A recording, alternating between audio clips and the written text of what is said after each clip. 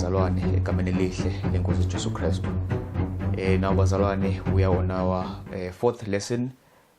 Sifundile okuningi when it comes to ama signs encwadi yesambulo ukuthi incwadi yesambulo it's written in symbolic language. Sathola ukuthi ke zilo ziyini, amanzi ayini, and then we found out lezi zinto lezi ezibalekile ekutheni sikwazi ukuthi si unlock ama symbols amentioniwe kule ncwadi le yesambulo ukuze sikwazi ukuyiqonda kangcono, sikwazi uunderstand nanokuthi uNkulunkulu there's a reason ukuthi ayifake in symbolic language kanje ya so that we'll be able ukuthi si unlock noma siqaqe labo okhiye laba noma sisebenzisa okhiye abatholakala kwezinye indawo encwadini yeBhayibheli sikwazi uunlock these symbols encwadini yesambulo. Now we are going to look bazalwane at izilo ezintathu namhlanje. Now ngifuna mabe sibole zile ezintathu bazalwane siqonde ukuthi lezilo njengoba sizokhuluma ngazo and identifying ukuthi lezilo zingobani noma lesilo singubani, because njengoba izilo zo3 nje esizokhuluma ngazo namhlanje zontathu zimeli power yodwa. Le power le esithi power yomphiki Kristu noma isilo lesi esino power laso. Now lezilo ke njengoba zo3 kanje uNkulunkulu ke bazalwane kukhona into ayenzayo mangabe ezo deala neprofesi noma ezo unveila noma ezombula iprofesi bazalwane ukuthi wenza lento ebizwa kuthiwa ke irepetition and enlargement, ukuthi uNkulunkulu ufika ayisho into kanje mase iphinda ngenye indlela uma ngabe seyiphinda leyo nto leyo eyiphinda ngaleyo ndlela but adding a different note kuyona leyo nto isinika additional information ngaleyo nto leyo noma isinika enye information engaphezulu kwale uNkulunkulu asinike yona ngaphambeleni. In other words uNkulunkulu ufuna ukuthi mangabe understandise into bazalwane sihambe step by step, kungabe ukuthi overcrowd ngeinformation ngesikhathi esodwa but ihamba igaba ngegaba. So ke uma ubufunda la uzobona ukuthi understand kanje and then ubuke kwenye part and then ikuchazele ikunike more isithombe esicacile ba kunasekuqaleni kanjalo. Mabe ngenza example nje, uma uzofunda incwadi yaDaniel chapter 2 kukhona isithombe lesi sakhuluma ngaso, isithombe sinekhanda legolide esikulandele amahlombe esiliva nezingalo zesiliva kuze ithusi bese kuzoba imlenze yani yensimbi bese kubu enyaweni ubumba lihlangene nensimbi. Sathola ukuthi imibuso ehlukene leyo then uNkulunkulu afike noma umbuso waNkulunkulu ufike signified by itshe eliwayo lishaye inyama. Then ku chapter 7 sithola ke izilo ezine lapha ya. Now it's the same information bazalwane because kukhulunywa ke ngeBabylon, kukhulunywa amaMedes namaPersia, kukhulunywa ngeGreece, kukhulunywa ke ngedivided Rome kanjalo nalezi makhosi lawa akukhulunywa ngayo lapha ya. So into ithi uDaniel 2 no Daniel 7 ukhuluma ngento eyodwa, it's the same information, it's just that ku Daniel 7 sesiniwa additional information. Nakanjalo uma uqhubeka neBhayibheli incwadi kaDaniel you find the same thing. So incwadi yesambulo ke is structured the same way bazalwane. Uma uzofunda nje uchapter 1 uchapter 2 uchapter 3 ukhuluma ke ngamabandla esikhombisa and then bese uthi umove uya ku chapter 5 6 ukhulunya ngeempawu ezisikhombisa nakhona lezo impawu zimele exactly the same as amabandla esikhombisa. It is talking about prophecy noma history yebandla lapha ya, just that ichazwe ngendlela yamabandla esikhombisa ngala yachazwa ngeempawu ezisikhombisa kanjalo namacilongo ayisikhombisa now they also depict the same. So we need to understand lo part leyo bazalwane ukuthi uma ngabe sifunda incwadi yesambulo it is written in repetition and enlargement. So lezilo ke intathu sokhuluma ngazo la ilesilo esiqhamuka emanzini kwisambulo 13 kube ilesi ekukhulunywa ngaso ku Daniel chapter 7 bese kuzoba ke ilesi ekukhulunywa ngaso ku chapter 17 kwisambulo la lesi silo esinomuntu wesifazane ohleli phezukwaso.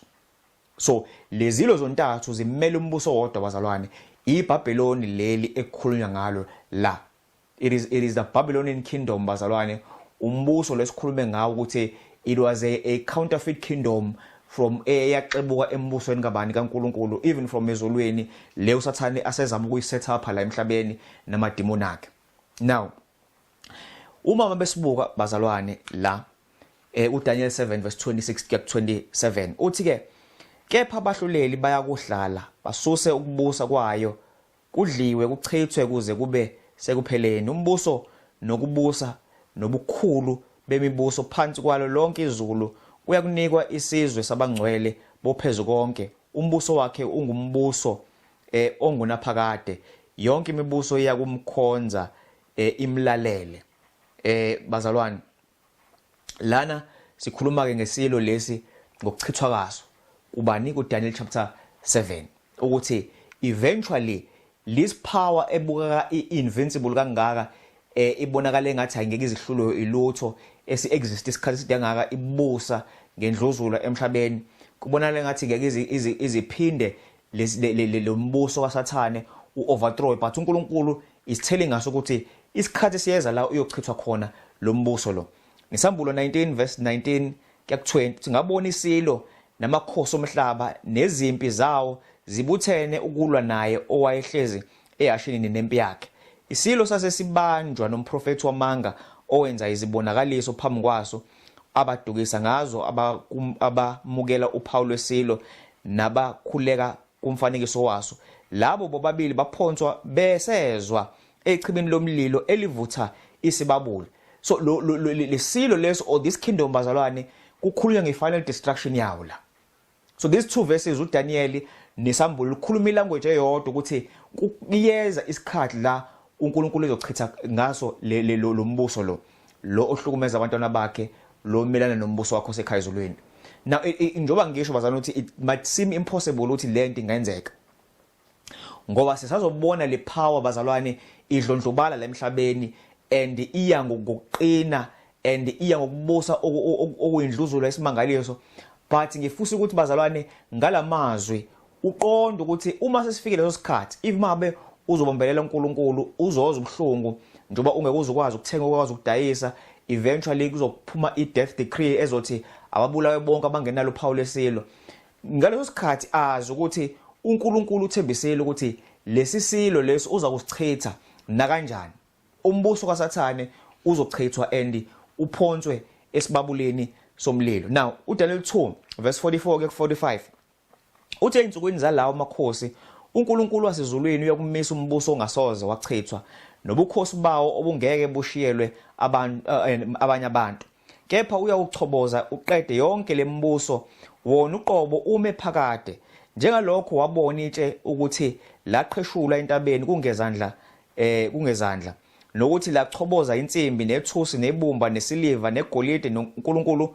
omkhulu uyazisila inkosi okuya kuba khona emuva kwalokho iphupho liqinisile nencazelo yalo iyiqiniso in other words we have a further confirmation labazalwane ukuthi le mbuso uzochithwa uDaniel 7 usho into efanayo isambulo 19 usho into efanayo no Daniel chapter 2 usho futhi into efanayo ezokwenzeka ngalesikhathi now uthi mangabe ke usubheka la bazalwane ubona kulesi sithombe lesi kulamavesi okugcina engwavulile lesi sithombe lesi esinenyawo ezubumba ohlangene nensimbi ukuthi lishawe yitshe and then sonke isithombe siyahliphizeka noma siyaphela indaba yaso kungabonakali nokuthi sake sabakhona now sachaza futhi ukuthi ubumba lumeleni bazalwane ukuthi ubumba chaze inkolo ihlangene nani nokubuswa kwezwe inkolo futhi lena in apostasy noma esithi emuhlubukile uNkulunkulu wena wabona uIsrael from time to time eTestamenteni elidala ukuthi wawuhamba umhlubuko uNkulunkulu awupanishe then ubuye engqondweni zawo kanjalo so in this particular point sibona inkolo esihlubukile uNkulunkulu esesebenzisa inkemba noma esebenzisa ukubuswa kwezwe ukulawula abantu kunokuthi ilawule ngezwi likaNkulunkulu lodwa ukuthi abantu kubayizele uNkulunkulu ngongani ngokuthanda uNkulunkulu but le nkolo yobuKristu apostatizile ifisa ukuthi ilegislate noma ifake umthetho ekubuswe ekukhonzeni uNkulunkulu imithetho ekubusweni kwezwe of which uNkulunkulu angakaze ahambisane nayo bazalwane because we right now njengoba sikhuluma nje ebukholweni bobuKristu ubuKristu abukaze bube itheocracy bazalwane itheocracy ya exista ngesikhathi sika Israel lakho uNkulunkulu ethi yimi ngiyinkosi yesizwe sami uIsrael. But later on sekuyinkolo yobuKristu singayona inkolo yobuJuda neya Israel. There is no theocracy but umbuso uhlukene nenkolo ihlukene.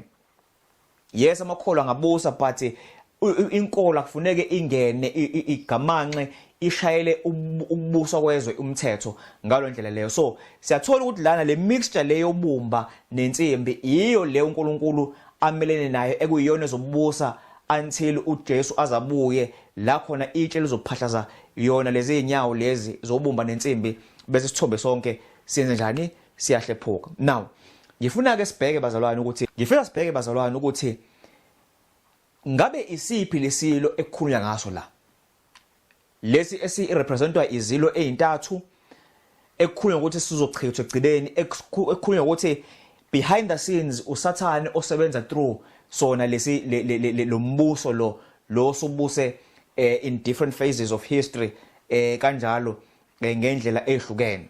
Now ngifuna usho bazalwane ukuthi ke before ngisho ukuthi iyipi le system noma iyipi lo mbuso lo, ngifisa sazi ukuthi angikhulumi labazalwane ngabantu, ngoba kukhona engizothi mengisho la that they will realize ukuthi ba belong le system le. In other words bazalwane bayingxenye yale system and bakhonza ngaphansi kwayo le system le. Angikhulumi ngabo mengikhuluma ngele system, but ngikhuluma system bazalwane. Angifisi ukuthi uthi ube nomcabango ukuthi abazalwane laba abatholakala bebandanyeka kulo mbuso lo engizokhuluma ngawo bese sicabanga ukuthi nabo bayingxenye lento le, ngoba lento esikhuluma ngazo abazazi labazalwane. They do not know. In other words, when they discover lezi zinto lezo bezithola, abaningi ngomusa kaNkulunkulu bayoyishiya leyo system leyo bakwazi ukujoyina abantwana baNkulunkulu beqiniso ukuze bakwazi ukukhonza uNkulunkulu ngokweqiniso, hayi ngaphansi kwale system le. But asikhulumi bazalwane ngama individuals la, sikhuluma ngesystem nalabo abongomele kwi leadership yale system le.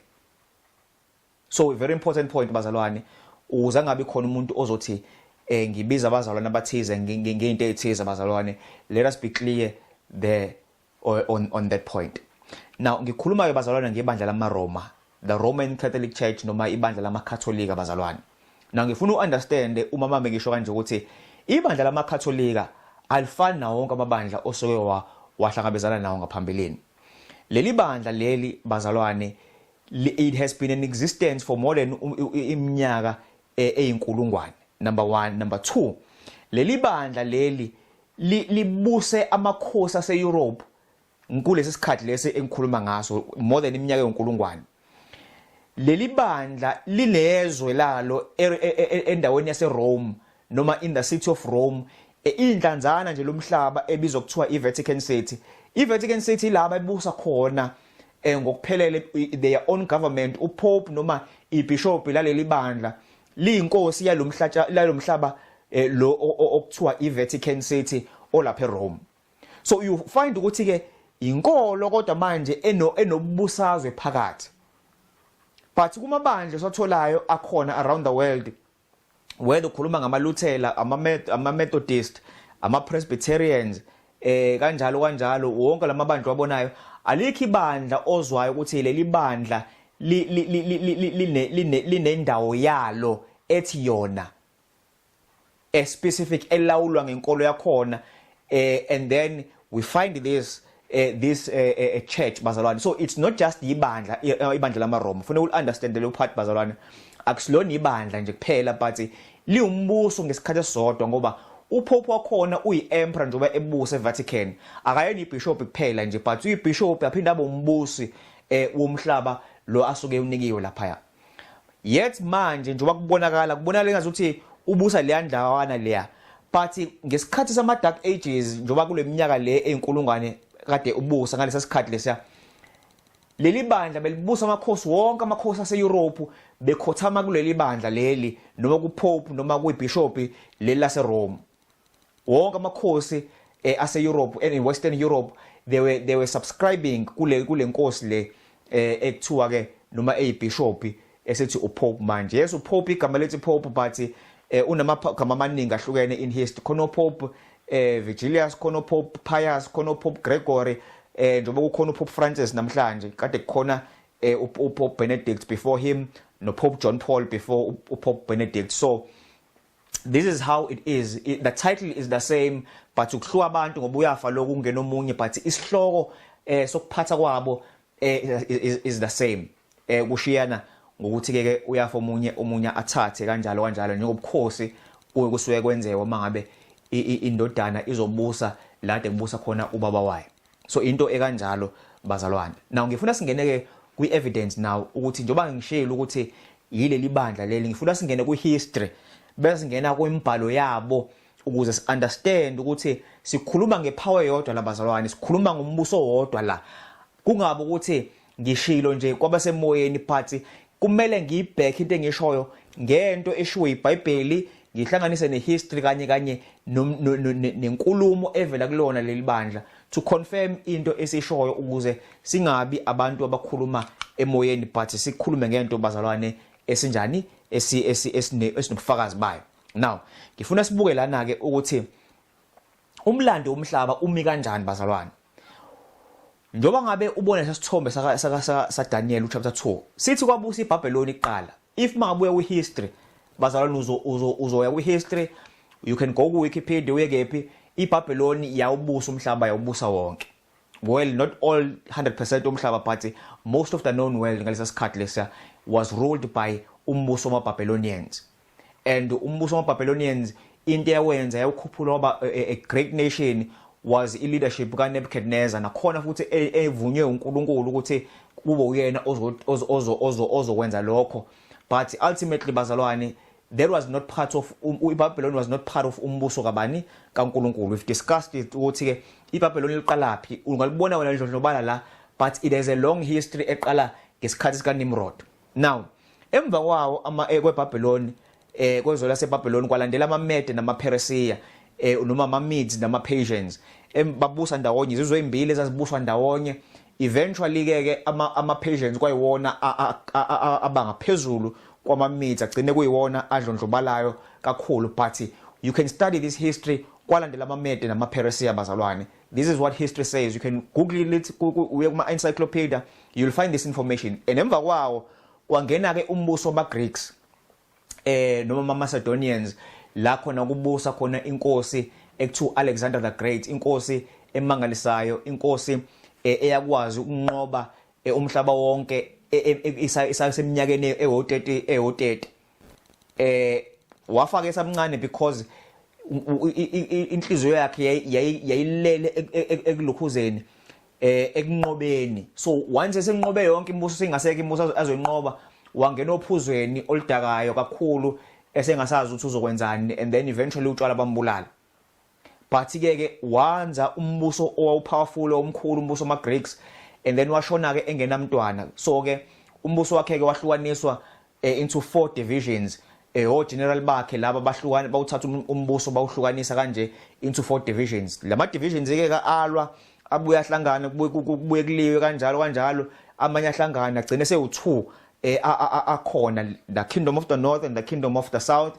Kwaba khona ke impi ekanjalo. Then in one of these remnants of lombuso lwama-Macedonians noma wama-Greeks kwavela ke umbuso wamaRoma manje. AmaRoma ke nawo abusa angena awuphatha umhlaba nawo. Siyakhumbula ukuthi ngesikhathi uJesu ezalwa amaRoma kwakuyiwona ebusa umhlaba leso sikhathi, and amaRoma yiwo futhi ay responsible for i-governance yakaJuda noma yeJerusalem, ngoba njengoba uyilokhu uJuda wawu defeatiwe noma ungaphansi kweRome, yikho kwakufuneka kuthunyelwe igovernor yaseRome eyayizobusa ebuse eJudea. Njengoba sasithola isikhathi kaJesu ukuthi uPilato kwakuyena oyigovernor wayumRoma but ebusa eJudea. That is why even amaJuda ngenkathi efuna ukubulala uJesu ayingakwazi umbulala, kwakufuneka aqale othola imvume kuPilato ukuthi they can put uJesu to death, ukuthi abulawe uJesu abethelwe esiphambanweni, ngoba imithetho yabo yayingavumeli ukuthi kube khona izinto ababezenza ngoba babengaphansi kombuso wamaRoma, and uPilato wayeyiRoma in that regard. So umbuso ke lo wamaRoma bazalwane njengoba ubusa ngalesa sikhathi awuhlulwanga esinye isizwe.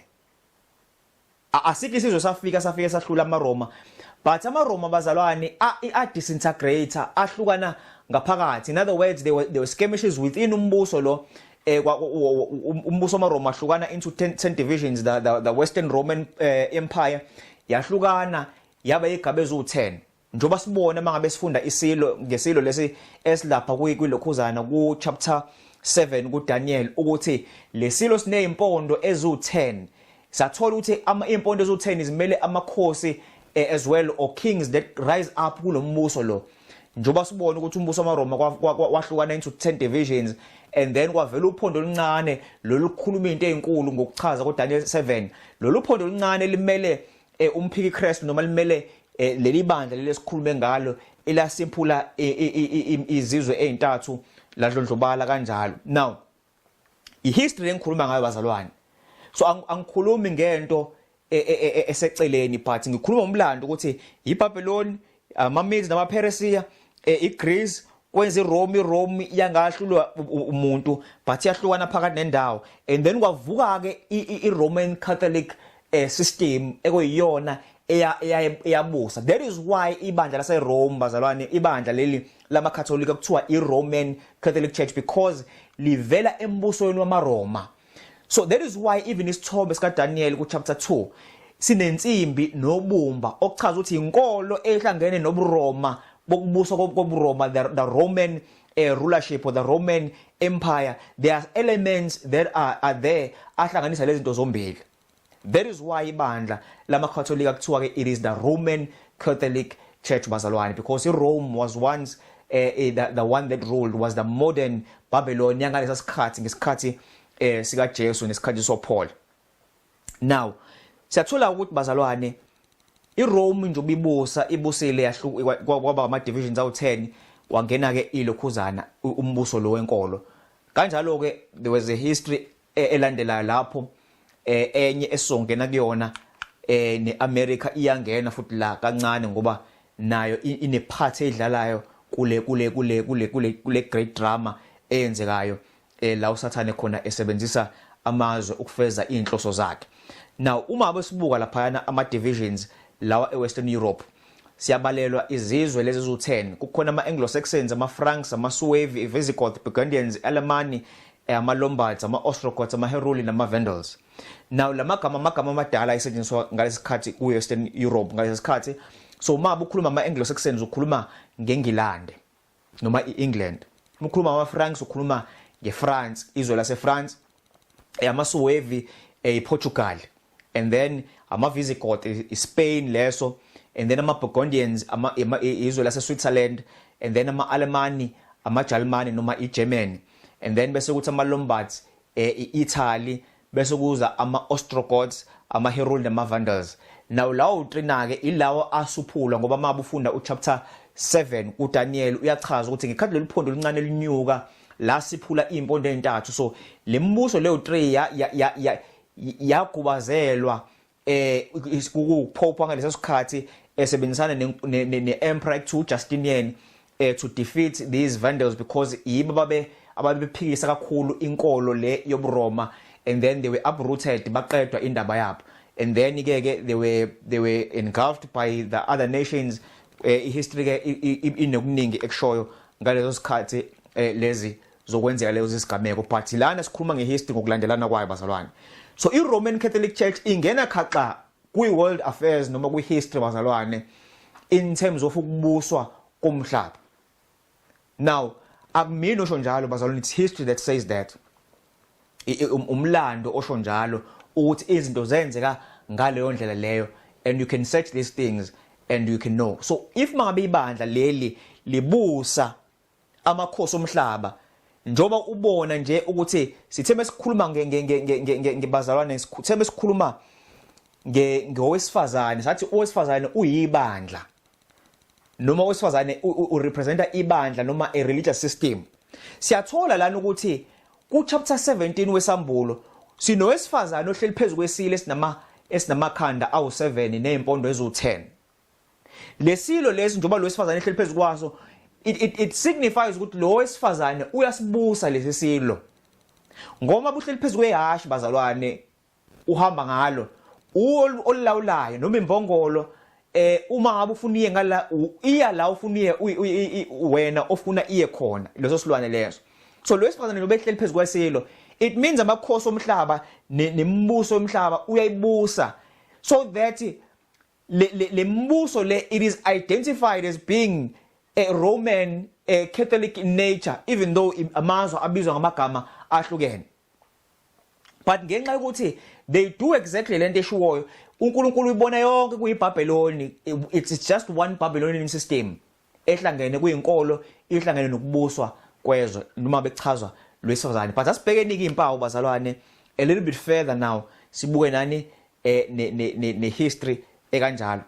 Uthi uma ufunda lapha uFrancis P. Hayes kwi-Papal Rights and Privileges in Their True Light, uma besifunda under isigameko esithi uphawu oluthi lesizwe siyohluka ngaphezulu kwazo zonke yonke imibuso ekhona. Ithi mabichaza lapha imbhalo yabo ithi when the Roman Empire became Christian and the peace of the church was guaranteed, the emperor left Rome to the Pope to be the seat of the authority of the Vicar of Christ, who should reign there independent of all human authority to the consummation of ages, to the end of time.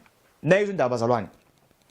Imbhalo yabo le ichaza ngokuthi iemperor ngenkathi isuka ihamba setting up Constantinople yashiya iRome vacant, kwaukuthi uPope wangena ezobusa kuthiwa ebusa independently until the end of time, ebusa ibandla leli but ubishop leli bandla linikwa amandla ukuthi abuse ezezwe noma ezokuphathwa kwezwe.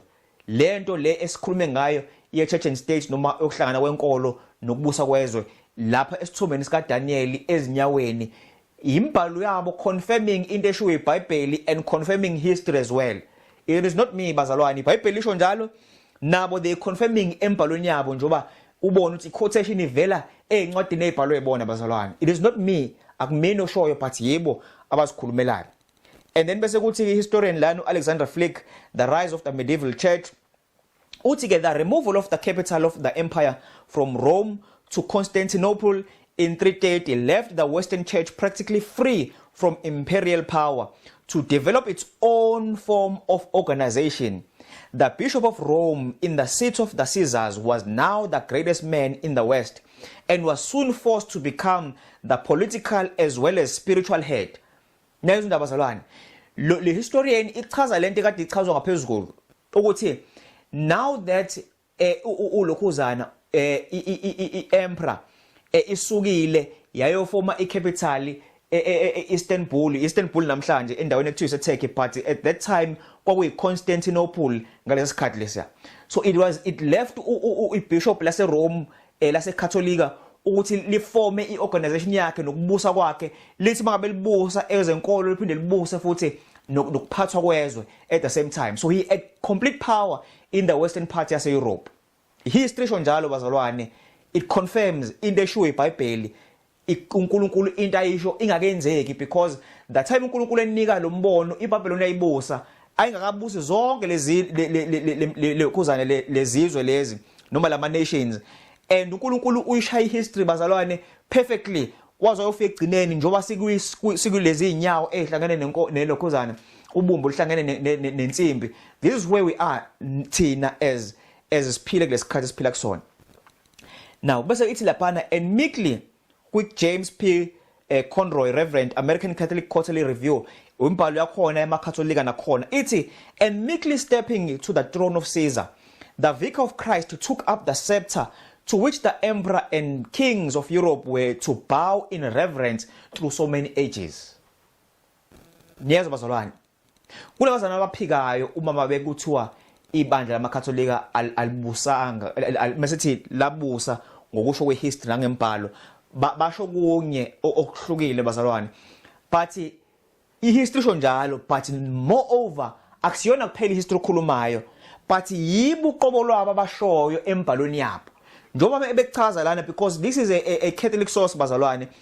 Ithi iVicar of Christ noma uPope lo ezongena kwisethi yama-Caesars noma yama-emperors, kuthiwa amakhosi ase-Europe they were to bow down kuyena, ayezokhothama kuyena, meaning umuntu okhothama kuwena bazalwane, umuntu onjani lo? Umuntu omphethe lo, umuntu ombusayo, umuntu obhawayo kuwena noma okhothama kuwena. It shows ukuthi wena omkhulu kunaye njengoba ekhothamela wena nje, into esho kanjalo. So leli bandla it ruled bazalwane even amakhosi ase-Europe, ngoba ngokubusa amakhosi abusa yonke le ndawo ebuswa amakhosi, although kwakungabonakali kanjalo engazuthi ibona ababebusa directly, but amakhosi ayebusa on their behalf. This is what it was bazalwane, and into emhlungu ukuthi lento le it is happening now as we speak. It's just that ifihlekile, but sizazoyiveza bazalwane ngoba kumele siveze ukuze ibonakale, ngoba ayibonakali manje but isazovela siveze sikhona, so that when these things uNkulunkulu akhuluma ngazo kwisambulo 13 ziqala ukwenzeka singadideki bazalwane. Kufanele sazi ukuthi uSathane yini ayihlelayo. Kuthiwa ke uPaul lesibili likhuluma amazwi amelene noPhezu konke. Sakhumbula ke bazalwane ukuthi uchaza ukuthini mangabe uthi ukukhuluma amazwi amelene noPhezu konke noma amazwi ahlambalazayo. Ngokusho kweBhayibheli mangabe likhuluma ngento ekanjalo, ukuthi umuntu oclaim ukuthi ukwazi ukuxolela izono nomuntu oclaim ukuthi uNkulunkulu ebe umuntu. This is blasphemy noma ukuhlambalaza uNkulunkulu. Now ngifuna sibuke lana ke amavesi like sure khona ngokuthi le power le iyehlambalaza uNkulunkulu. Sambulo 13 verse 6 kuthiwa ke savula umlomo waso ukuhlambalaza uNkulunkulu, ukuhlambalaza igama lakhe nethabenekeli lakhe nabo abahlezi ezulwini. Daniel 7:25. Iyakukhuluma amazwi ngoPhezu konke, ikhathaza abangcwele boPhezu konke, iyakuhlosa ukuguqula izikhathi nomthetho, bayakukhashelwa esandleni sayo kuze kube yisikhathi nezikhathi nengxenye yesikhathi. Then isambulo 17 verse 3 ithi yayisingisa ehlani ngikumoya ngabona owesifazane ekhwele isilo esibomvu sigcwele amagama enhlamba, sinamakhanda ayisikhombisa nezimpondo eziyishumi. Lana bazalwane sikhuluma ke ngalamabhisi lawa awu3 esikhulume ngawo lapha iletholakala Daniel 7, iletholakala kusambulo 13, iletholakala kulokhuzana kusambulo chapter 17 lesi sikhwele owesifazane. But yonke into ebonayo la kulezi igameko zo3 uzubona ukuthi kukhulunywa ngento eyodwa labazalwane. Bonke labo bo3 noma lezi lezo3 zikhuluma ngokuhlambalaza oPhezu konke. Even kusambulo ke noma kuyilokhuzana kuDaniel kuthiwa kwe asihlambalaza uNkulunkulu kuphela, basihlambalaza even nalabo abasezulwini, esobona ukuthi sibahlambalaza kanjani na uma besiqhubeka ne study sethu la. Njoba ngichazile bazalwane ukuthi uma umuntu uhlambalaza uNkulunkulu, they claim ukuthi ba uNkulunkulu umuntu eyumuntu nokwazi ukuxolela izono. uNkulunkulu kuphela wazi ukuxolela izono bazalwane, akekho umuntu uNkulunkulu emhlabeni. Sonke we are carnal in nature and futhi we are mortal bazalwane, siyafa. Even ingelosi nazo bazalwane azinako ukuphila okunaphakade okukuzona. They are not immortal but they are mortals bazalwane. Ngoba if uNkulunkulu ethanda he can kill them, aphuce ukuphila kwako uNkulunkulu akunikile, njengoba eyokwenza kumadimoni nje lawo esithi kwakuyingelosi zikaNkulunkulu kwaba madimoni ngokuwa noSathane. Ngelinye la uNkulunkulu uzobabhubhisa ngomlilo, so they will die bazalwane. Ukufa kuzoba khona kubona uNkulunkulu yedwa kuphela that is immortal bazalwane, ongenako ukufa. Ukufa ku impossible uNkulunkulu ukuthi kwenzeke kuyena. That is why bazalwane iBhayibheli lisho njalo uma ufunda uTimothy ukuthi uNkulunkulu uyiphela o immortal, akekho omunye bazalwane. So when you call yourself uNkulunkulu uyahlambalaza ubukhuluma into engekho engahambisani neqiniso ngokuvezela uNkulunkulu into ayishoyo kuthina na. Now bheka lana kwi-Council of Trent kwi-session yes14 lapha 1546 dogmatic canon and decrees ithi ke ilokhuza la i-statement sakhona sithi ke if anyone saith that the sacramental absolution of the priest is not a judicial act, let him be anathema. If anyone said that priests have not the power of binding and of loosing, or that not priests alone are ministers of absolution, let him be anathema. Lezo ndaba zalwane kukhulunywa abapriest la bakuleli bandla ukuthi abapriest laba banepower banegunya lokwenzani na lokuxolela banepower bazalwane yokuxolela izono njengoba sishilo bazalwane ukuthi as we saw bazalwane ukuthi ukuhlambalaza kuyini na ukuthi uNkulunkulu uJesu kubathi befuna umkhanda ngamatshe ngoba ethe uNkulunkulu noma uyindodana kaNkulunkulu claiming ukuthi uNkulunkulu kanjalo futhi ngekathi uNkulunkulu ethi kulowa emlapha uJesu lo emlapha athi izono zakho ixolelwe bathi bekhuluma bodwa bathi lo muntu uyablaspheme noma uyahlambalaza ubani ukwazi ukuxolela izono ngaphandle kwaNkulunkulu. So in other words uJesu was claiming ukuthi idivinity ukuthi uNkulunkulu ngokwazi ukwenza lokho but akwazi umuntu ukuthi aclaim ukuthi unepower yokuxolela umuntu bazalwane that is blasphemy ukuthatha iprerogative kaNkulunkulu futhi uyithathe emangeni ngoba egcineni noma umuntu ungamthembisa ukuthi ungamxolela izono egcineni izono zakhe ayixolelwe ngoba umuntu lo claim ukuthi angaxolela izono but ezulwini irecord lesono sakho lisakhona ukuthi wena uyisoni ngoba uxolela awuxolisanga kumuntu onegunya lokwazi ukuxolela isono ngenxa yegazi lendodana yakho which is uNkulunkulu Baba. Now Michael Mueller the Catholic priest uthi the priest not only declares that the sinner is forgiven but really forgives him. So great is the power of the priest that the judgment of heaven itself are subject to his decision. Bazalwane, can you imagine umuntu uzokhuluma amazwi ahlambalaza ngalendlela?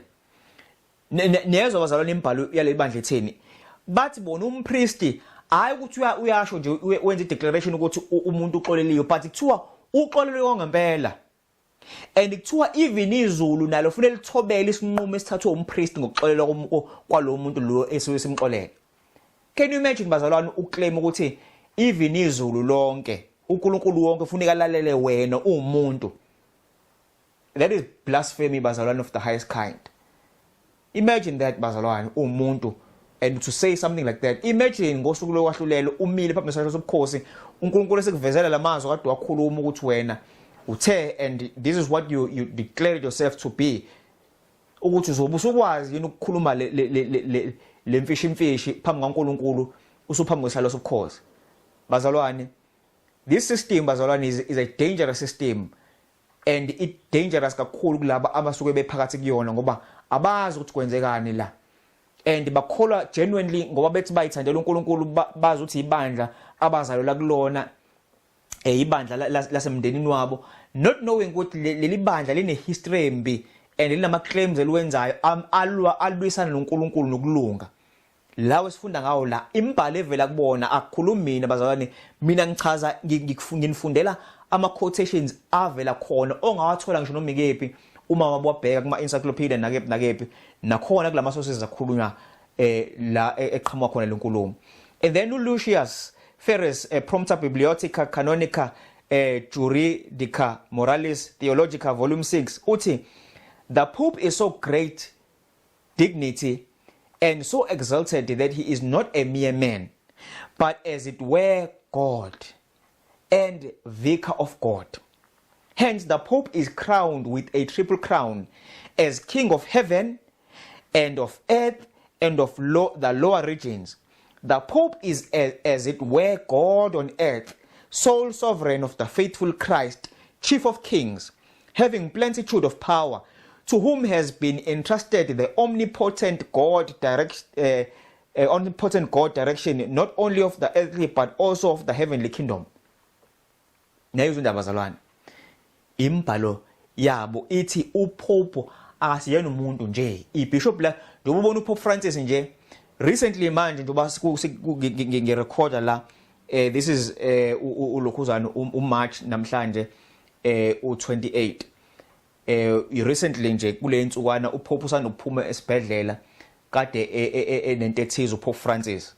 Now ngiyabuka ukuthi uNkulunkulu lo laba bathi uNkulunkulu naye odinga ukudokotelwa abanye abantu ngalendlela le. So you find ukuthi ke these things bazalwane they bakhuluma lezi zinto but they talk ngalezi zinto lezi, they are fools bazalwane. That's all that I can say.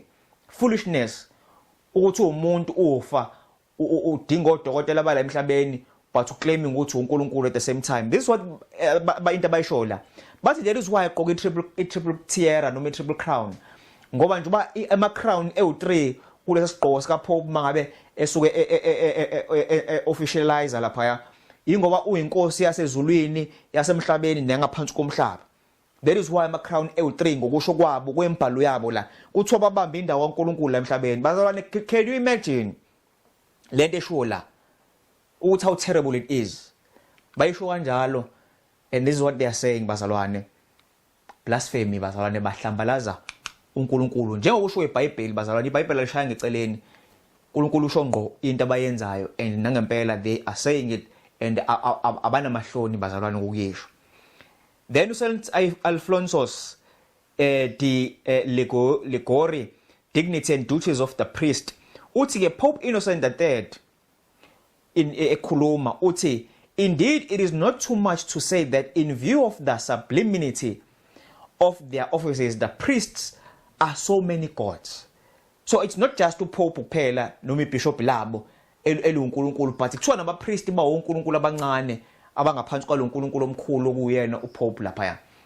Bazalwane, inkolo pagan le yeyithixo le, not inkolo kaNkulunkulu yobuKristu. Obuyedwa uNkulunkulu bazalwane nendodana yakhe bese kubomoya wabo ongcwele.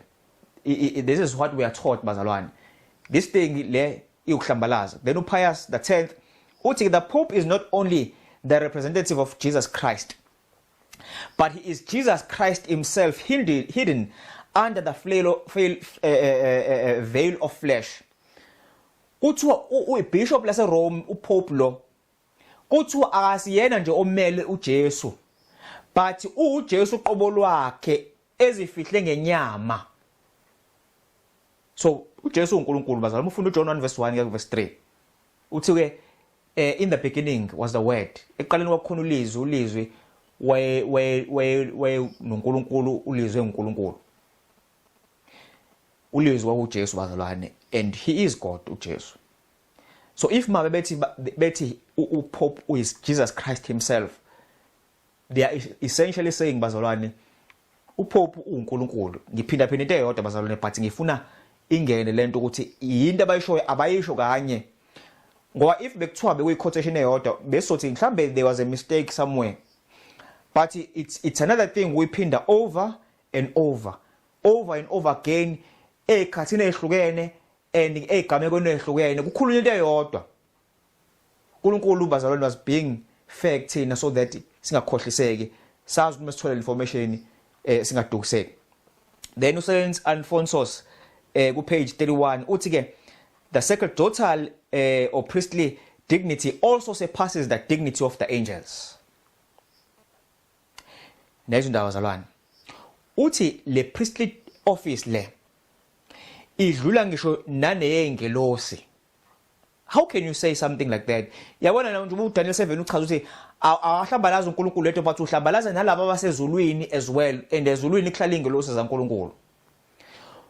Uthi meqhubeka lapha uthi all the angels in heaven cannot absolve from a single sin. The holy archangel can chase away devils, but he cannot free his client from their claims till a priest comes to absolve him. If I saw an angel and a priest, I would bend my knee first to the priest and then to the angel. Yezo indaba bazalwane. Ingelosi bazalwane ngifuna ukuthi nginitshele ngazo briefly. Ingelosi bazalwane, they are very powerful beings bazalwane, ezihlala esihlalweni esihlala phambi kwesihlalo sobukhosi kaNkulunkulu ezulwini. Ingelosi yizo uNkulunkulu ayizideployayo kwi-universe yonke ukuthi zenze intando yakhe. Nala emhlabeni ziyafika ingelosi zaNkulunkulu. eBhayibhelini kwi-Old Testament siyathola ngazo ukuthi ingelosi eyodwa ekwazi ukubulala inqwaba yama-Syrians kulokhuzana mangabe lichaza iBhayibheli ngekhathi ama-Syrians elwa no-Israel ukuthi one angel bazalwane was capable of destroying amadoda ayinqwaba empi.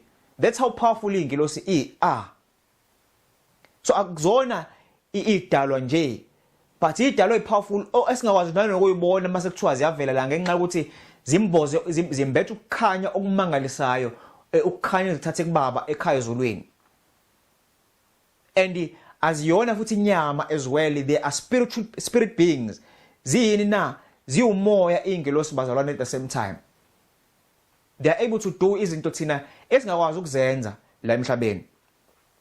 Ezinye kuthiwa zinempiko ezu4, ezinye kuthiwa inempiko ezu6. You find ama descriptions uncwadi yaEzekiel, uncwadi yesambulo ziyabekwa uNkulunkulu uyazichaza nencwadi yaIsaiah as well. They are powerful beings. For us as human beings to ukudicelela phansi kanje sikhuluma njengalabazalwane laba ngedalwa uNkulunkulu aziphakamisile wazibeka higher next to isihlalo sobukhosi bakhe, sihlambalaza ngempela bazalwane, noma bahlambalaza ngempela la uma bekhuluma kanje. Yes, umuntu uNkulunkulu wamdala wabaleka ngoba even uNkulunkulu uqobo lwakhe wathatha inyama yethu waba umuntu. Njengoba uJesu esezulwini manje umuntu aphinda kuNkulunkulu ngesikhathi esodwa, and he bears our flesh njengompriest wethu osinxusela esihlalweni sobukhosi. But lokho does not negate bazalwane i-exalted position uNkulunkulu ayinika ingelosi zakhe. Yes, uJesu mebuya will be exalted nathi ngendlela uNkulunkulu ayekwenza ngayo, but as things stand right now bazalwane we asikwazi ukukhuluma ngalezi idalwa kanje ekubeni uNkulunkulu eyisebenzisa kangaka osindisweni lethu. Uzuma ukuchaza amahubo ayasho ukuthi uNkulunkulu uthumele even ingelosi ukuthi zisigade ngoba usathana ufuna usibulala. So yonke lento le ikhunywa uNkulunkulu bazalwane ngezidalwa zakhe aziphakamisile. But ukuthi umuntu akhulume kanje ngalezi idalwa zaNkulunkulu ngampela kahlambalaza uNkulunkulu yedwa, but uhlambalaza nazo and their high dignity and their high position ukuthi zibe phambi kwesihlalo sobukhosi bukaNkulunkulu. La khona thina singakwazi shona nokuthi sivele lapho phambi kaNkulunkulu ngenxa yenkazimulo yakhe. Now olunye uphawu la bazalwane luthi ke lesilo sikhathaza abantu abangcwele. In other words, siyabashushisa noma siyababulala. Mufunda uSambulo 13 verse 7 uthi sanika ukuba silwe nabangcwele, sibanqobe, sanikwa futhi amandla phezulu kwemindeni yonke nabantu nezilimi nezizwe. Usho lesilo leso. Then uDaniel 7:25 uthi ke iyakukhuluma amazwi ngophezulu konke, ikhathaze abangcwele bophezulu konke. Ikhathaze bazalwane, that means i-persecution le noma intshushiso lezi. Then uSambulo 17 verse 6 ithi ngase ngibona owesifazane edakiwe igazi labangcwele negazi lofakazi bakaJesu. In other words, la lo wesifazane noma lesilo sihlangene nalo wesifazane babulala abantwana baNkulunkulu njengoba kuthiwa badakwe igazi labani labangcwele. They were killing abantwana baNkulunkulu. Sona lesilo lesi, but let's talk about the history ukuthi ithini ke ngokubusa kwalesi silo lesi ngalesi sikhathi. Umfunda lapha uThomas Aquinas Summa Theologica ithi ke uThomas Aquinas was a Roman Catholic bazalwane, wayemkhonzi wala kuleli bandla. Uthi much more can heretics or dissenters after they are convicted of heresy be not only fought with, excommunicated, but as surely put to death. Kuthiwa abantu abatholakala be ama heretics, kusho uThomas Aquinas la, uthi kufuneka babulawe. Now ama lokhuzana bazalwane ngibeka nje ama heretics kwakusuke kuwabantu ababesuke bephikisa inkolo yobuKhatholika, bethi akusiyona inkolo kaNkulunkulu noma bethi uNkulunkulu akakhonzwa kanje. iBhayibheli lisho konke. Kuthiwa ama heretics labo ngoba kufuneka balalele into eshiwo ibandla nento eshiwo uPope noma into eshiwo iBishop la khona laleli bandla leli. If baba ukukhuluma into ehlukile kunabo wakuthiwa uheretic, and uma ngabe wabambelela kule nkulumo oyishoyo kwaze wafika egcineni wawubulawa. And yibo futhi ababesho ukuthi kwakumele ubulawe nje ubone isithombe lapha ubona abangcwele belengiswa laphayana beshiswa ngumlilo bephila. Into ababeyenza le bazalwane, they enjoyed ukushisa abantu bephila ngomlilo bazalwane. Ibandla lethi liclaima ukukhonza uJesu. Yethu uJesu bazalwane akaza sinike icommand ukuthi asishisa abantu uma babe bengalaleli into esho uNkulunkulu. Nakhumbula uJesu mangabe ehamba nabafundi, I think isigameko sikhuluma ngama Samaritans enqaba uJesu ukuthi angene khona. Wathi angazi ngathi uJohane wathi Nkosi, shouldn't we pray ukuthi kuvele kwehla umlilo uba lokhuzana ezulwini, and then uJesu wamsola ulokhuza uJohane ukuthi awazi umuphi lo moya okhuluma ngawo. Indodana yomuntu ayizele ukuzobulala but izophilisa. So uJesu bazalwane, as things stand, isikhathi sejudgment siyeza. Right now uJesu ufuna abantu baphile bazalwane ngokuthi bamukele yena njengenkosi nomsindisi. So ibandla eliclaim ukuthi likhonza uNkulunkulu bese lifuna ukuforsa abantu ngenkani ukuthi bakhonze uNkulunkulu ngendlela abafuna ngayo, nanokuthi futhi bona bathi beyinkolo bezophatha abantu abaphethe umhlaba noma ama kings laba bashaya imithetho, then you know ukuthi libazalwane akusilona ibandla laNkulunkulu lelo. Akusilona bazalwane ibandla laNkulunkulu. But izwa ke into abazenza bazalwane muse ama historians mesechaza. uJohn Dowling lapha ku History of Romanism page 541 kuya ku 542 uthi ke, from the birth of popery in 606 to the present time, it is estimated by careful and credible historians that more than 50 million of the human family have been slaughtered for the crime of heresy by popish persecutors, an average of more than 40,000 religious murders for every year of its existence, of the existence of popery. Nayo ndaba bazalwane, 50 million wabantu ababulawile libandla, abanye benqunywa abanye beshiswa bephila. Ziningi indlela ababebulala ngazo, but ababeyithanda kakhulu lokushisa bazalwane. 50 million bazalwane, imagine that. And yazi ukuthi lo 50 million it's a conservative estimate. Ama historians ayibeka ngaphezulu kwa 50 million bazalwane inamba yabantu noma bazalwane ababefuna ukukhonza uNkulunkulu ngokweqiniso bebulawele libandla. Khona abathu ama Waldenses noma Albigenses bazalwane, they were killed mercilessly. Bebulawa without even, they were killed without mercy bazalwane. Abanye uthothi umama ukhulelwe bazalwane. In the case of ama Waldenses, umama ukhulelwe ingane bathatha inkemba bamdabulisa isu ingane bayikhiphe umama afe nengane kufe konke. Ibandla leli esikhuluma ngalo, history esikhuluma ngayo, this is what they did bazalwane. And then leli bandla leli, it claims to be ibandla likaNkulunkulu, but imisebenzi yalo imisebenzi yomnyama yodwa. Bese uthi Father Fallon in the Western Watchman uthi ke, when she thinks it's good to use physical force, she will use it. But will the Catholic Church give bond that she will not persecute at all? The Catholic Church gives no bonds for her good behavior. Nezo indaba bazalwane, kuthiwa ibandla laseCatholic ngelikwazi ukufunga ukuthi ngeke lize lipersecute, ngeke lize lishushise. Alikwazi ukunika lokho ngoba liphawe eshushisayo uma selifuna ukwenza lokho. Kusho bona, they cannot give bonds that they will not persecute. Amazwi abo lawo bazalwane akumini oshoyo yibo. Okuchaza ukuthi manje njengoba kubonakala engazuthi abakwenzi isimo esibaphoqa ukuthi bangakwenzi, but njengoba ubone weStambulo 13 ukuthi uma sengena uPaul esilo ila amandla basobe benawo ngokuphelele, when they will do this thing bazalwane bazophinde bayenze lento abayenza ngokubulala 50 million obazalwane, they are going to do it again ngokusho eSambulo chapter 13. uNkulunkulu asize bazalwane, but sobona ukuthi sizongena kanjani kulezo igameko ngoba ama events manje ayela khona lapho bazalwane, they are busy consolidating kuleyo part leyo. Then W.E.H. Lecky, History of Rise and Influence of the Spirit of Rationalism in Europe.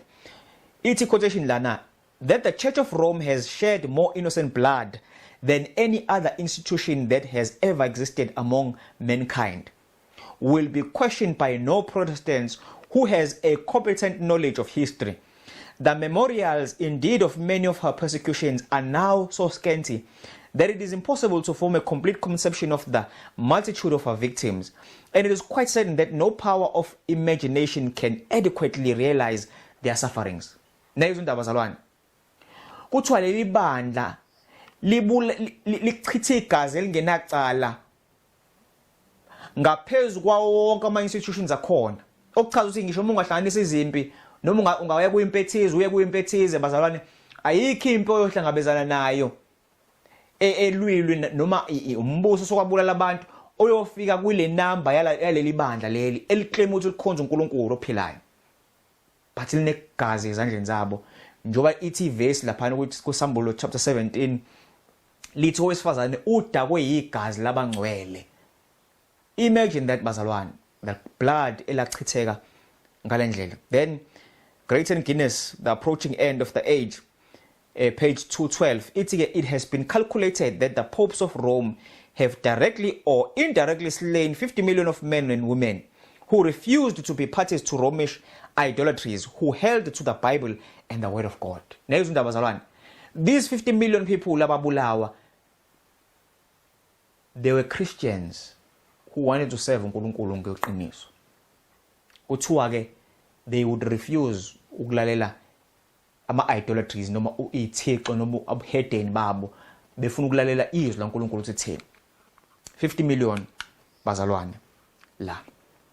Now singene kwipart lelandelayo bazalwane ethanda ukuba a little bit complicated uma besibheka la kule point leli ela. So number 4, point number 4, ithi siyobusa izinyanga ezo 42 months lesilo sobe sibusa la, or else 1260 days, ngoba u42 months wenziwa insuku ezo 1260 ngokwe Hebrew calendar noma icalendar laba Hebrew. But songena kancane ukuthi sichaze kanjani ngoba ngithe fahla ekuqaleni sizophinde ngithi uku-reiterate so that sizo understand. Usambulo 13 verse 5 uthi ke sanikwa amandla okwenza lokho izinyanga ezingama42, that is 42 months bazalwane. But kuDaniel 7 verse 25 njengoba sishilo sathi sikhuluma ngepower yodwa la, kuthiwa baya kukhashelwa esandleni sayo kuze kube yisikhathi nezikhathi nengxenye yesikhathi. Now isikhathi bazalwane kwi prophecy uma uzofunda mhlambe kuDaniel ufunde kuma versions ahlukene izokutshela ukuthi isikhathi sunyaka, noma uye kwe Hebrew concordance izokuchazela nayo into efanayo bazalwane ukuthi uma kukhulunywa ngesikhathi particularly in prophecy kukhulunywa ngonyaka, then izinkathi kukhulunywa ngeminyaka enjani emibili, bese kuthi ke ingxenye yesikhathi that means half wonyaka lo bazalwane. So u3.5 years ekukhulunywa ngawo la. Now uma ucalculate bazalwane izinyanga ezo42 kanye no 3.5 years isikhathi esifanayo leso esineyinsuku ezu1260 kulokhuzana ku42 months 1260 uma mabe futhi uya kulokhuzana uya ku 3.5 years la. Now but ngiyazi umunye uthi mabebala ebalo 3.5 years ukuthi uneyinsuku engaki, ngiyazi uthola 1260 because it will be more than that. The reason being bazalwane ngoba kwi prophecy kusetshenziswa iHebrew calendar la, icalendar lama Hebrew leli esetshenzisiwe bazalwane. Icalendar lama Hebrew bazalwane lineyinsuku ezu30 inyanga nenyanga, zonke inyanga kusukela kunyanga yokuqala kuze kuyofika inyanga yesi12 izinsuku zu30 enyangene eyodwa. Akufani necalendar lethu lithothile no 31 days no 30 days bese uthi ngoFebruary kuba u28 days kanjalo nani.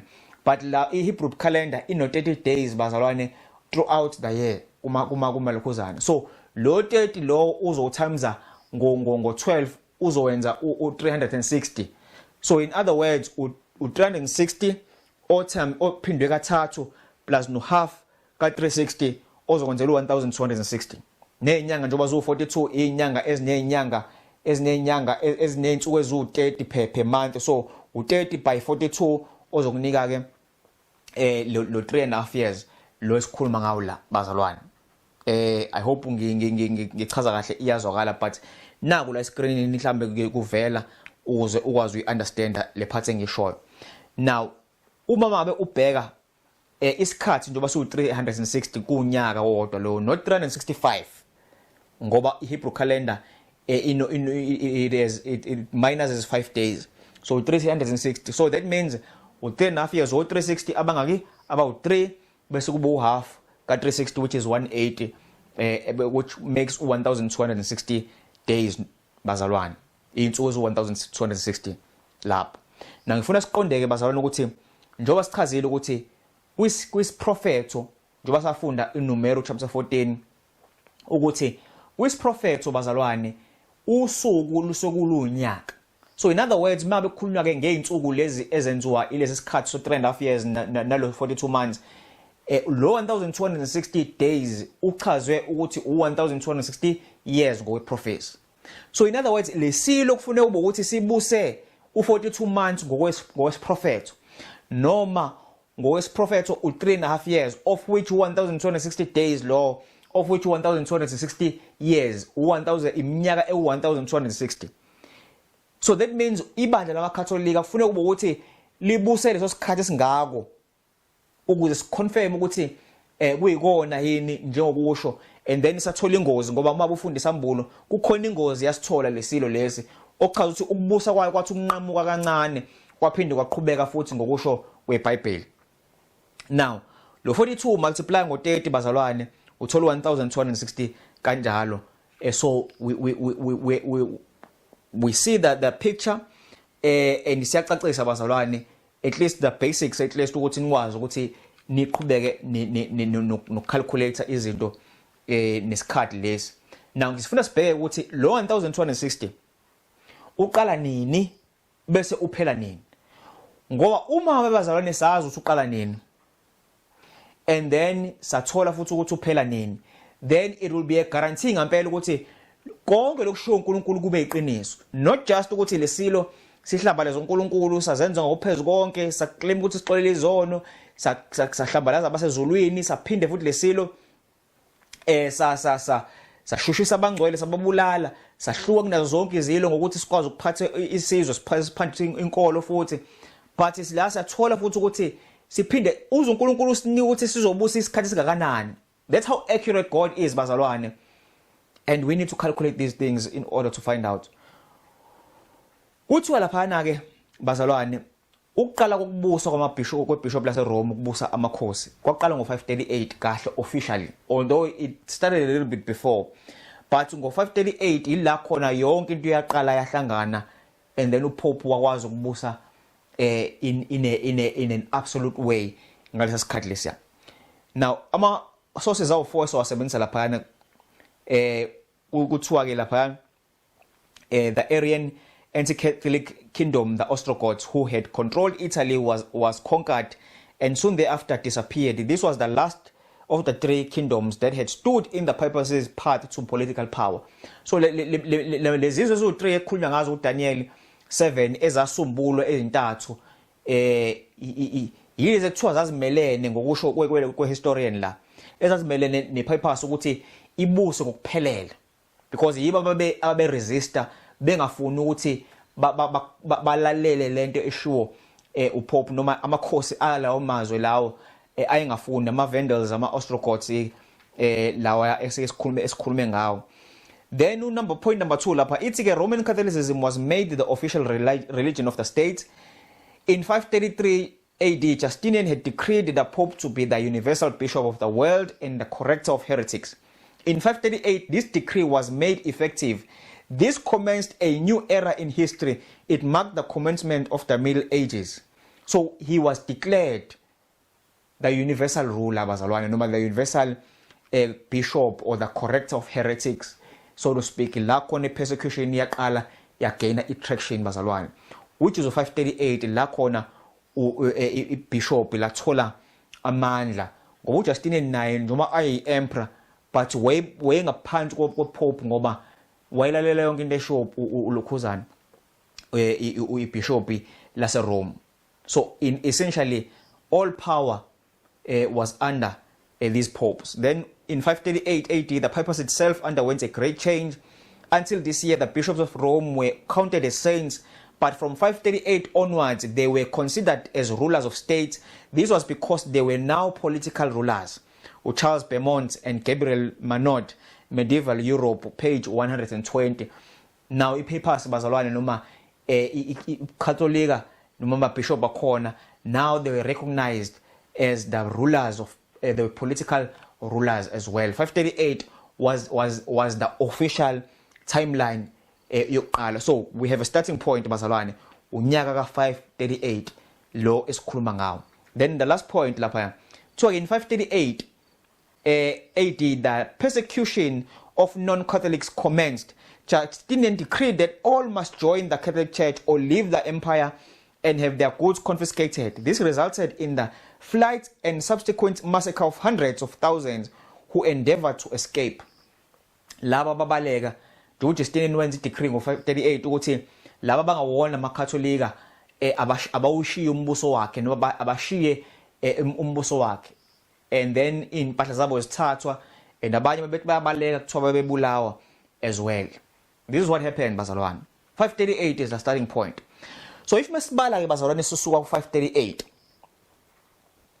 sibale iminyaka e-1260 sifika kunyaka ka-1798.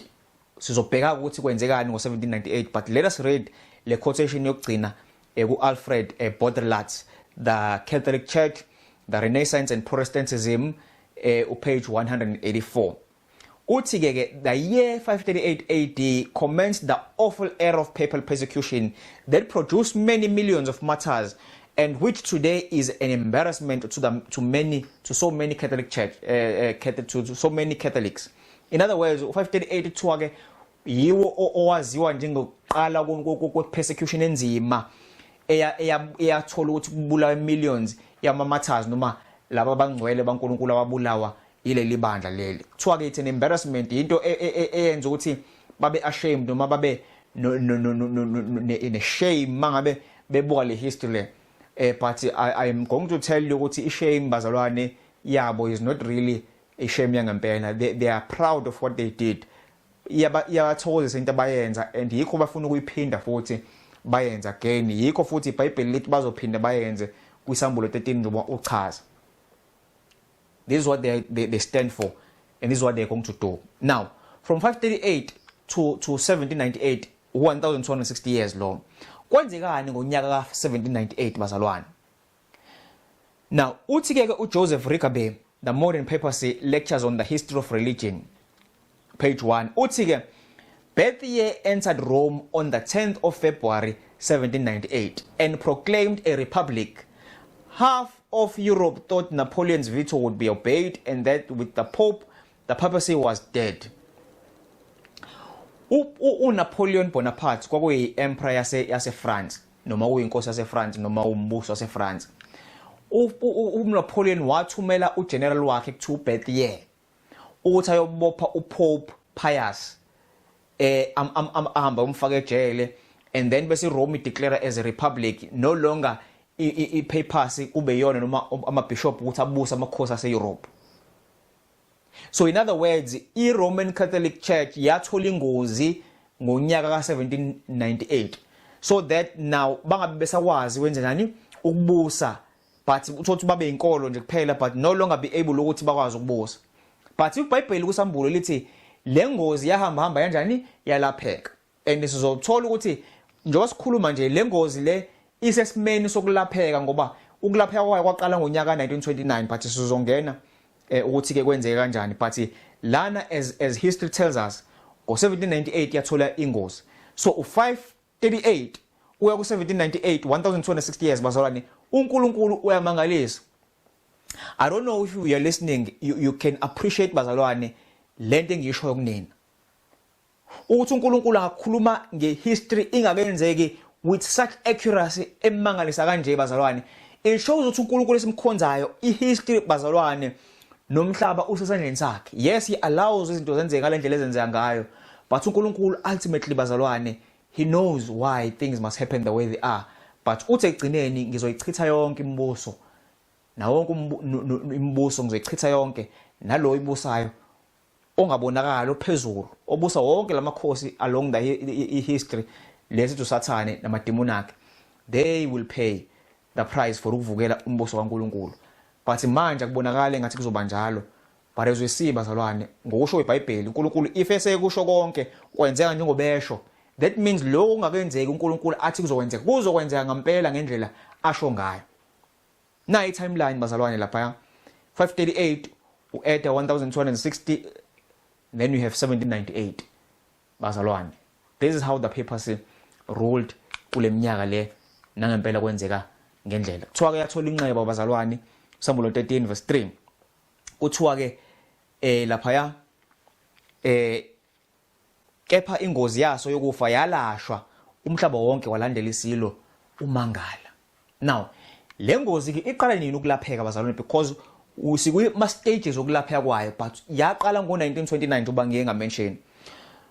Kune phephandaba ekuthiwa iCatholic Advocate ngonyaka 1929 ngo18 April wabhala kanje: a crowd tense with excitement is here to witness the passage of these two men, Mussolini and Cardinal Gaspari, whose pen will heal a wound of 59 years.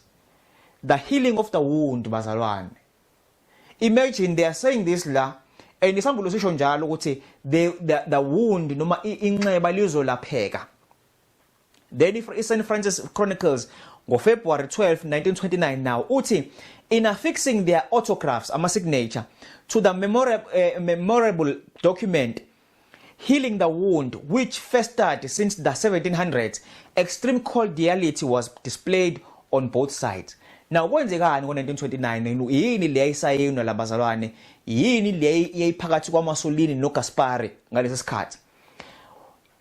Ipurpose noma iBishop laseRome labuyiselwa indlanzana lomhlaba ekuthiwa iVatican lokuthi ikwazi na ukubuyela emandleni ukuthi libuse umhlaba lo waseVatican, liphinde futhi libuse ezenkolo ngesikhathi esifanayo. But now le power leyiboke incane ngalesi sikhathi, but it was the beginning of something bazalwane. Inxeba laqala wenza njani ukulapheka. Ngo1798 uNapoleon wenza sure ukuthi ipapacy ithola inxeba noma uPope uthola inxeba noma ibandla lamakatholika lithola inxeba lokuthi alisakwazi ukubusa amakhosi. But now ngo1929 this power yaqala uMussolini wayibuyisa kancane, and then uma bebuyisa bazalwane we will see kwihistory noba soqhubeka sibheke nezinye izinto kumanye ama lectures lawa aqhubekayo ukuthi le power bazalwane iya ngokwanda, and iBhayibheli iqinisile melithi inxeba lalapheka ngempela bazalwane ezisibona kwenzeka ngalesikhathi. Na uMussolini ke kwakuyilokhuzana umbuso wasezweni lase-Italy ngalesa sikhathi lesa. So Benito Mussolini igama lakhe okuyena wayebusa Italy ngesikhathi uye ke owasayina le document no Cardinal Gaspari ukubuyisela umhlaba kwibandla laseRome. Now and then bese kuthiwa iverse lapha lethi wonke umhlaba walandela umangala. Now look at isambulo 17 verse 12 ke ku13 ithi ke izimpondo eziyishumi owazibonayo zingamakhosi ayishumi angakamukeli umbuso, kepha amukeliswa amandla njengamakhosi ihora linye kanye nesilo, lawa nomqondo munye anika isilo amandla nokubusa kwawo. Now ngifuna si understand bazalwane history nokwenzeka kwezinto la emhlabeni. ISouth Africa wena wazi ukuthi izwe independent eli under democracy, but ngifuna ukutshela namhlanje ukuthi noma bekuthiwa inhlangano esibusayo iyabusa well manje akusayona inhlangano yodwa sokuyi-GNU, they don't really rule bazalwane, ababusi ongempela. Bayabusa nje politically, but they don't really rule.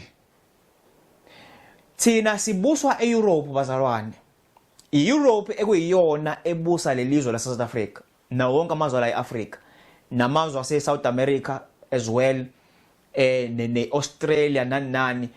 All these countries bazalwane they are ruled by Europe. Njoba ubona nje qala kwakukhona into ekuthiwa ukucolonizer, uthi izwe lithize Europe uzocolonizer njengathi nje la eSouth Africa sa colonize ama Dutch saphinde sacolonize amangisi kwaba ama-Dutch again. So you find ukuthi we were colonized, and then eventually later kwathiwa sesi-free. But let me tell you ukuthi we are not free bazalwane. We are still owned by Europe. So mekukhulunywa amakhosi awu-10 noma amakhosi ayi-10 lawa anika ipower yaso kwisilo. Those are the kings of Europe, but thina lana wonke lamazwe amanye we are still colonies bazalwane. Ngoba ubuka ngendlela kwenzeka ngayo izinto, you find ukuthi even umnotho wethu wamazwe lawa ase-Africa nake is still owned by companies ase-Europe bazalwane nako-America. You know for sure ukuthi if umnotho ungekho ebantwini bazalwane lelo lizwe alibuswe labo bantu. It's a fuss. Siyavota senze konke, but leyo nto leyo ayisizi ngalutho bazalwane.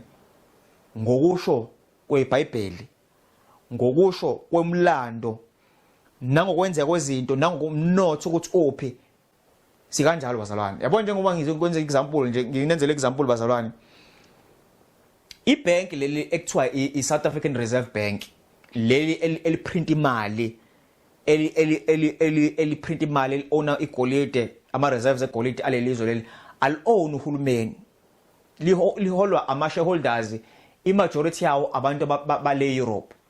Labantu abakontrola imali kuyiyona emgogodla wale economy noma wale mbuso lo, u-own abantu base-Europe bazalwane. And khona washo wathi, he who controls money controls the country.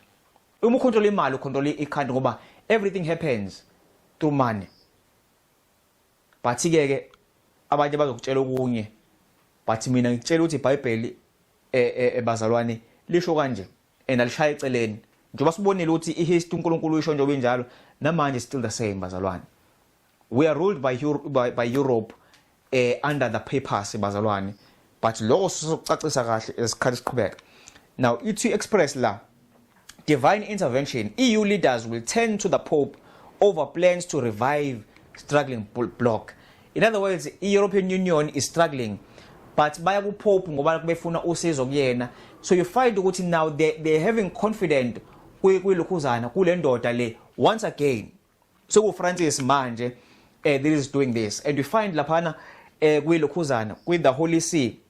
Kwi-article lapha ithi ke noma it's actually it's Wikipedia leya ithi ke Holy See and the United Nations kuthiwa ke lana ke i-Roman Catholicism yanikwa i-permanent observer state city kwi-United Nations, inhlangano yemhlaba, ukuthi nabo bayingxenye but they are observer. That means they are advising behind the scene. Mabehlala kuma security councils, ama meetings abalekile, they are there as observers and advisors behind the scenes. Kuthiwa ke now laphana kwi-Catholic website yakhona kuthiwa ke permanent observer mission of the Holy See to the United Nations. So they are there among the nations as the little horn, as uphondo ncane, because usually ncane elapha Rome, Vatican City, but they are among the nations. Ulolu uphondo oluvela kancane lapha among the kings of Europe. And you find this history is repeating itself bazalwane, as it did back then, as kwenzekile namanje futhi the very same thing is happening as we speak. And then kuthiwa ke inamba yalesilo noma inamba yalesilo i-666 u666. Na ngifuna sibuke ukuthi isambulo sithini ngoba iningi labantu bayadideka mase befika la bazalwane. Yilaba dideka khona bathi hawu 666 wekuthi ama barcode ama microchip yini bazalwane. Sizobheka lana ukuthi iBhayibheli lithini nabo bathini nomlando uthini. Sambulo 13 verse 18 ithi nakho ukuhlakanipha onengqondo makabale isibalo sesilo, ngokuba siyisibalo somuntu nesibalo sakhe singamakhulu ayisithupha namashumi ayisithupha nesithupha. In other words, labazalwane kuthiwani, kuthiwa le number ewu666 inamba yesilo, but kuthiwa kodwa futhi inamba yomuntu, okuchaza ukuthi lesilo uzothola ukuthi sona kunomuntu phakathi okuyena oyispokesperson noma ongamele lesisilo lesi noma okukhulumela sona. Lo sithi uPope noma iBishop la khona la. Now we need to kuthiwa lo 666 urepresent umuntu, so akusiyona i-microchip bazalwane, idila nomuntu le part le ngokusho kwevesi. Akusiyona futhi ilokhuzana i-vaccine noma yini, umuntu lekhulunywa ngayo la kuthiwa ke le number le izovela ngalo muntu lo ukuze ubone le system lo understand ukuthi le system iyini and iyenzani. Daniel 7 verse 8 uzwe uthini la, uthi ngabuka izimpondo bheka kwavela phakathi kwazo olunye uphondo oluncane olungaphambi kwalo ezintathu zezimpondo zokuqala zasimbulwa, futhi bheka kulolo phondo kwakukhona amehlo anjengamehlo omuntu nomlomo okhuluma izinto ezinkulu. So lolu phondo linamehlo lomlomo okhuluma into ezinkulu bazalwane, uphondo oluncane, but kunomuntu, kune-element yomuntu bazalwane, ngoba umuntu onamehlo nomlomo. Kanjalo no 666 ukhuluma ngomuntu. Let us look at this number ukuze sikwazi ukuthi sibheke kahle bazalwane. Now, kuthiwa ke 6 Catholic authorities are unanimous that the official name or title of the Pope is Vicarius Filii Dei, that is, Vicar of the Son of God. These authorities are mentioned la, 6 achaza ukuthi uPope bazalwane ukuthiwa uyi-Vicarius Filii Dei noma uVicar of the Son of God or the representative of the Son of God, womele indodana kaNkulunkulu. Now akayashiwo laphana lama authorities, you can read them kanjalo from 1 to 6 lapha, these authorities that mention this bazalwane. Now we want to look at Vicarius Filii Dei bazalwane because uyi benchmark kakhulu usichazela lento esikhuluma ngayo. Now kukhona into ekuthiwa ama-Roman numerals bazalwane.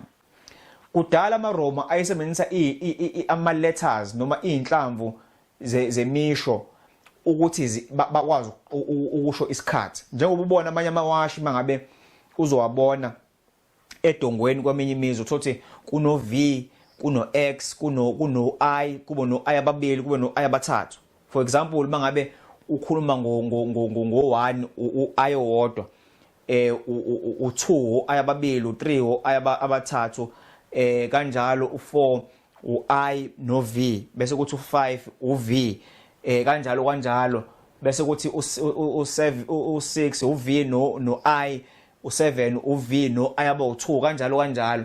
So ama-Roman numerals asebenza kanjalo. Lezo inamba lezo, lama letters are represent inamba. So uma sathatha ama-Roman numerals because sikhuluma nge-Latin la ilanguage esetshenziswa yileli bandla leli, we take lo Vicarius Filii Dei and suyisa einambeni ngokohlelo lakhona laseRome nokusetshenziswa kwe-Latin.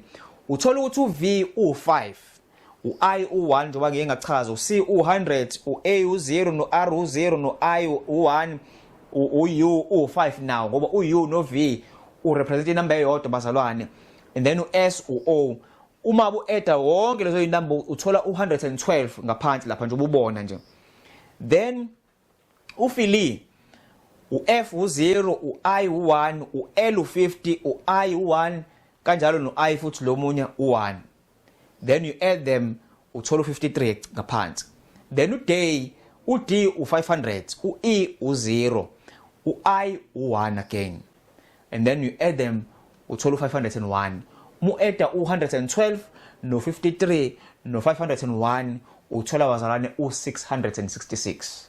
Now imagine that bazalwane, uNkulunkulu into ayenzile.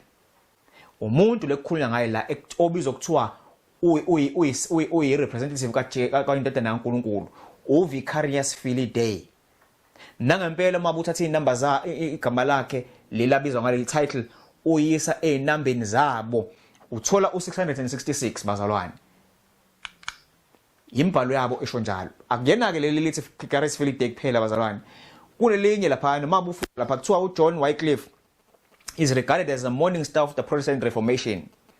uJohn Wycliffe bazalwane is a famous Protestant bazalwane in the history yebandla wayilwela iqiniso laNkulunkulu leli bandla lingamfuni. Kuthiwa uWycliffe's followers were called Lollards. These believers claimed that 666 applied to one of the Pope's other titles, which is Dux Cleri. Kuthiwa ke ama-believers noma ama-Lollards bakholelwa ukuthi u666 lo wonga apply ku vicarious field day kuphela, but wawu apply futhi naku Dux Clery, which means the head of the clergy, i-title leyo Pope ayinikwa yona leyo ukuthi uyena ongamele bonke abaphathi benkolo laba ababekule system le ye Roman Catholic Church. So uma bezosayina ama official document wayithi Pope wayithi Dux Clery leyo gama lakhe lele alishoyo abizwa ngalo, whether uFrancis noma whoever noma uBenedict noma ubani. Now ufunda uDux Clery labazalwane amagama amabili, uDux DUX, u-D u500, u-U u5, u-X u10. You have 515 ngenzansi. Then uClery, u-C u100, u-L u50, u-E u0, u-R u0, u-I u1. That is 151.